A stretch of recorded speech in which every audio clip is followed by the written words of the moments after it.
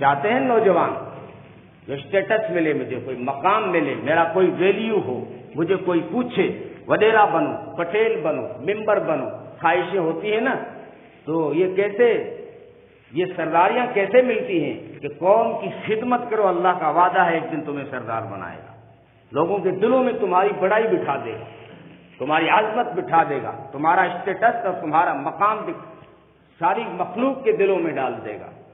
اللہ جس سے محبت کرتے ہیں فرشتوں کو حکم دیتے ہیں کہ سارے فرشتوں میں اعلان کرو آسمانوں میں کہ میں محبت کرتا ہوں، تم بھی جا کے ان سے محبت کرو، اور پھر فرشتوں کو حکم ہوتا ہے جاؤ زمین پہ جتنی بھی مخلوق ہے ان کے دلوں میں بھی اس کی عظمت اور قدر اور احترام کو ڈال دو۔ یہ چیزیں خدمت سے حاصل ہوتی ہیں۔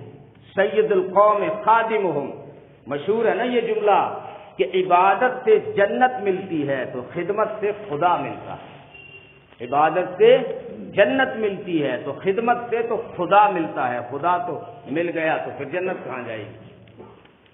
جنت سے بھی بہت اعلیٰ مقام ہے۔ تو جس کو بھی جو خدمت مل جائے اس کو بخوبی، کسی کی بھی آپ ضرورت پوری کر رہے ہیں، ہلکی نیکی مت سمجھنا، نبی کا فرمان موجود ہے میں کسی مسلمان کی ضرورت کو پورا کروں یہ مسجد نبوی میں بیٹھ کر 1 مہینہ اعتکاف کرنے سے افضل ہے، مسجد نبوی میں۔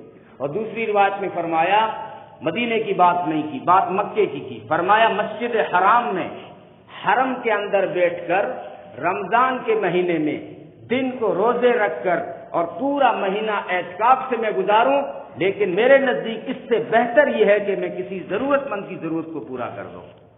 کوئی اندازہ لگا سکتا ہے رمضان میں کتنی نیکیاں ملتی ہیں؟ اندازہ لگا سکتا ہے کہ روزے کا اجر کیا ہے؟ فرمایا سارے اعمال کا بدلہ فرشتے دلوائیں گے، روزے کا بدلہ میں خود دوں گا۔ لیکن یہاں کیا فرمایا کہ کوئی ضرورت کسی کی پوری کر رہا ہے، رمضان کے مہینے میں اس کے روزوں سے، اس کی تراویح سے، رمضان کی ساری عبادت سے، رمضان کے سارے اعتکاف سے یہ چیز بہتر ہے کہ آپ کسی کی ضرورت میں کام آ گئے۔ کسی شاعر نے کہا ہے نا، خدمت کے لیے پیدا کیا انسان کو، ورنہ طاعت کے لیے کچھ کم نہ تھے کروبیاں۔ سجدوں کے لیے فرشتے کوئی کم نہ تھے، رکوع کے لیے فرشتے کوئی کم نہ تھے۔ اس کا مطلب یہ نہیں ہے کہ ہم رکوع کی طرف آئیں گے ہی نہیں، وہ تمہیں بھی حکم دیا ہے وَارْكَعُوا مَعَ الرَّاكِعِينَ، رکوع کرنے والوں کے ساتھ رکوع کرو، یعنی جماعت کے ساتھ نماز پڑھو۔ یہ تو آئیڈینٹی ہے۔